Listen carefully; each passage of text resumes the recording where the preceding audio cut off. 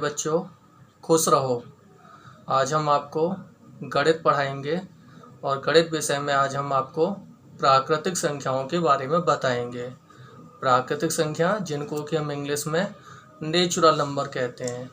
चलिए आइए देखते हैं प्राकृतिक संख्याओं के बारे में। प्राकृतिक संख्याएं जिनको कि हम इंग्लिश में नेचुरल नंबर कहते हैं, ये वे संख्याएं होती हैं जो वस्तुओं को गिनने में प्रयोग की जाती हैं। सबसे पहले चलन में जो संख्याएं आई थी वो प्राकृतिक संख्याएं ही आई थी। जैसे जैसे मानव का विकास होता गया वैसे वैसे उसे वस्तुओं को गिनने की आवश्यकता होती चली गई, तो उसने सबसे पहले जो आविष्कार किया वो प्राकृतिक संख्याओं का ही किया था। तो हम संख्या पद्धति की जब स्टार्टिंग करते हैं तो उसमें प्राकृतिक संख्याओं के बारे में ही जानकारी लेते हैं। तो प्राकृतिक संख्याओं को अगर हमें परिभाषित करना हो तो उसकी परिभाषा होगी, वस्तुओं को गिनने में प्रयोग की जाने वाली संख्याओं को हम प्राकृतिक संख्याएं कहते हैं। जैसे 1, 2, 3, 4, 5, 6, 7 और ऐसे ही आगे तक चलती रहती हैं। सबसे छोटी अगर प्राकृतिक संख्या की बात करें तो वो 1 होती है और सबसे बड़ी प्राकृतिक संख्या बताना असंभव है। विभाज्यता के आधार पर अगर हम देखें तो प्राकृतिक संख्याओं को हम 2 भागों में विभाजित कर सकते हैं।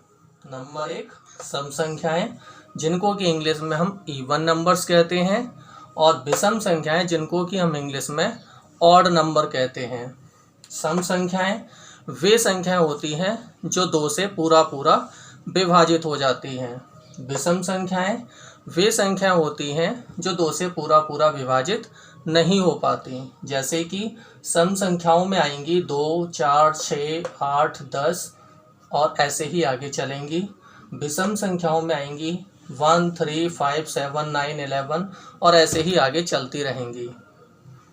अब हम कुछ विशेष बातें जो हमें नोट करनी है, तो आप इन बातों को नोट करें जिससे कि आपको प्राकृतिक संख्याओं के बारे में अच्छे से जानकारी हो जाए।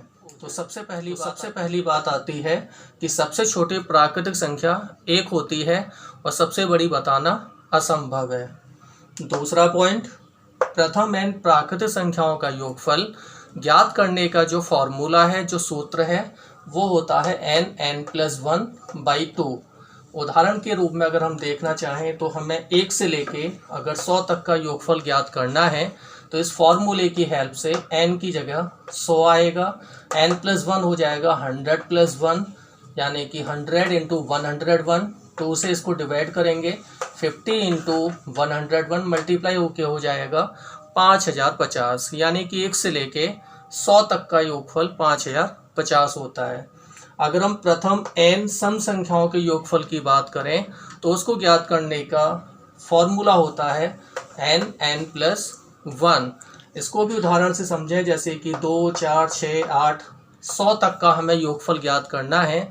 तो 100 तक की अगर हम प्राकृतिक संख्याओं को काउंट करें तो वो होंगी 50, क्योंकि इसमें सम और विषम 2 प्रकार की संख्याएं होती हैं। जैसा कि हमने शुरू में ही बताया, हम केवल सम संख्याएं ले रहे हैं 2 से लेके 100 तक की, तो ये संख्याओं की गिनती बैठेगी काउंट करने पर 50। तो इसलिए यहाँ पर n की वैल्यू 50 लगेगी। 50 × 50+1 यानी कि 50 × 51 मल्टीप्लाई करेंगे तो 2550।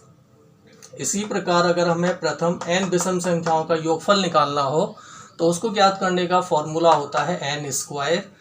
उदाहरण के रूप में अगर हम समझना चाहें तो जैसे हमें 1 से लेके 99 तक का योगफल ज्ञात करना है, तो 1 से लेके 99 तक की हम संख्याओं को काउंट करेंगे तो उनको काउंट करने पर उनकी संख्या आएगी 50। फॉर्मूले में अगर वैल्यू लगाए तो 50 का स्क्वायर हो जाएगा। 50 × 50 मल्टीप्लाई होकर के होगा 2500 यानी कि 2500। तो प्यारे बच्चों, आज हमने प्राकृतिक संख्याओं के बारे में जाना। हमने जाना कि प्राकृतिक संख्याएं होती क्या हैं, फिर हमने जाना कि प्राकृतिक संख्याएं विभाज्यता के आधार पर कितने प्रकार की होती हैं, फिर हमने जाना कि प्राकृतिक संख्याओं का अगर हमें योगफल निकालना हो तो हम किस तरह से निकालेंगे, सम संख्याओं का निकालना हो तो किस तरह से निकालेंगे, विषम का निकालना हो तो किस तरह से निकालेंगे।